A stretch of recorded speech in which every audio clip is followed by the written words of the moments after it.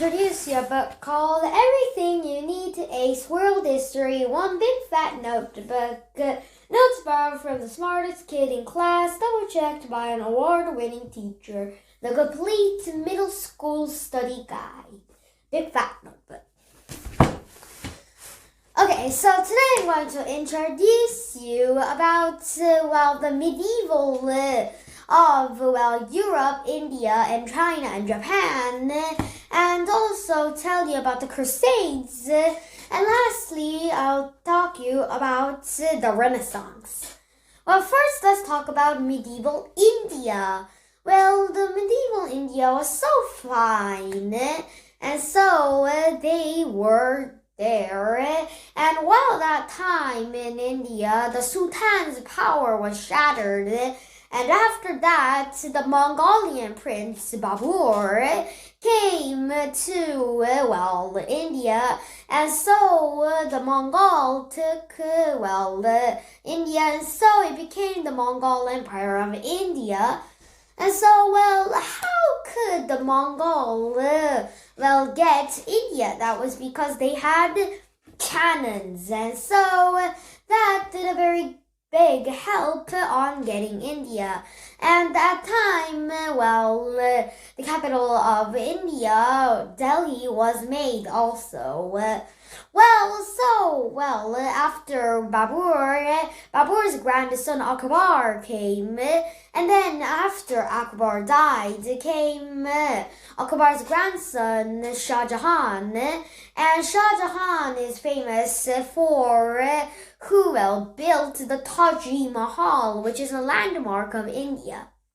Okay, so this was about medieval India, and even though the Mongol took the India, the British came. Okay, so this was about medieval India, so let's go to medieval China.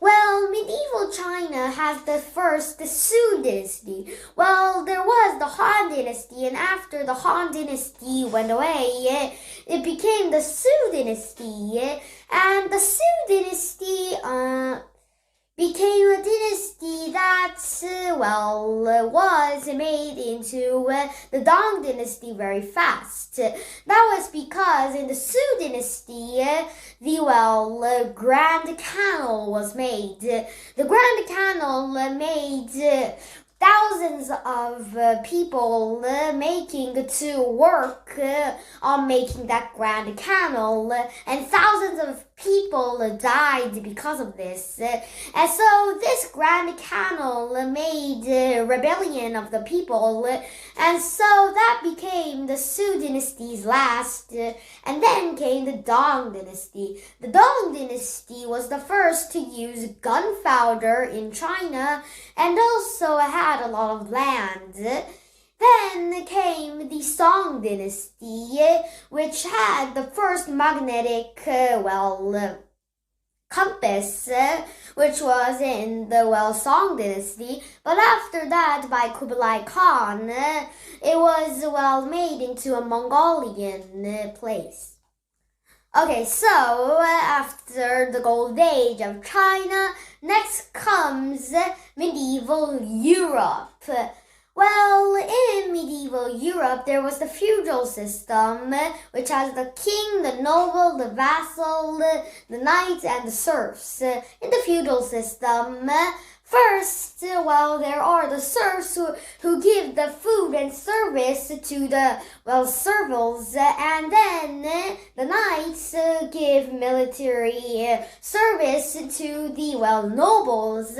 Then the nobles gave land to the vassals, and then the noble gave money and loyalty to the king. And so this was the feudal system, but after the plague, and also many of the crusades, and also the rebellion of the people caused the feudal system to collapse. And so, after I introduce you about medieval Japan, we'll talk about the Crusades. Okay, so next is medieval Japan. Well, in medieval Japan, there was first the Nara period when Buddhism came into Japan, And then after the Nara period came the Heian period, which the first samurais came into the Japan. And also after that, the samurais got power in, Japan, and so the shogun was made also. Then came the Tokugawa period, which was Ieyasu Tokugawa, the first shogun of the Tokugawa period. And so, like this was medieval Japan.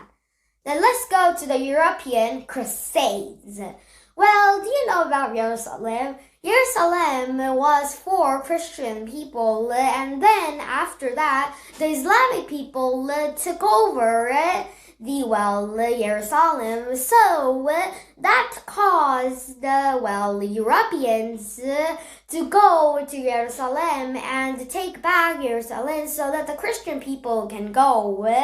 So there were 8 crusades, but all failed. And actually, in the first, it did take back Jerusalem, but after Saladin in the Islam, it caused to the crusades to fail all. And so the crusades didn't have a big effect, but the crusades caused the feudal system to collapse.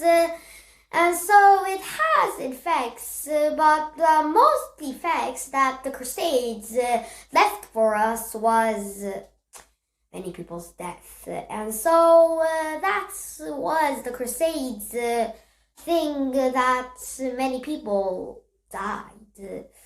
Okay, so, this was the medieval period, and let's go to the Renaissance. Well, the Renaissance started in Italy, and so I'll talk about some of the Renaissance. Well, their first Renaissance literature, and the most known is, William Shakespeare, and with many, poems and a lot, and so it's very famous. And so, there's, Shakespeare, and also in medieval arts, there's, Da Vinci, and also Leonardo da Vinci, and also, Michelangelo. And so, like this, there were new art and literature in the Renaissance, but there's also Reformation in the Renaissance. Well, many of the churches changed a lot in the Renaissance, and also, secondly, many religions came into Europe, and so the Renaissance came. Okay, today I introduced you a book called Everything You Need to Ace World History in One Big Fat Notebook. Notes borrowed from the smartest kid in class, double checked by an award-winning teacher. And next time I'll come